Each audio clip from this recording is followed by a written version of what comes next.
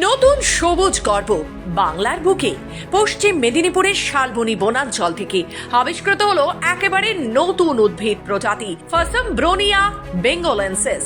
বিদ্যাসাগর বিশ্ববিদ্যালয়ের অধ্যাপক অমল কুমার মণ্ডলের নেতৃত্বে ভারত ও অস্ট্রেলিয়ার গবেষকদের যৌথ প্রচেষ্টায় এই ঐতিহাসিক আবিষ্কার সম্ভব হয়েছে।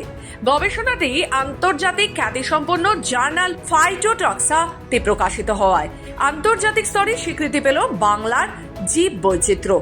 শালবনীতে স্যাঁতসেঁতে ও ছায়া ঘেরা পরিবেশে পাওয়া এই ক্ষুদ্র লিভারওয়ার্ট উদ্ভিদটির পাতার গঠন অনিয়মিত ও ঢেউ খেলানো।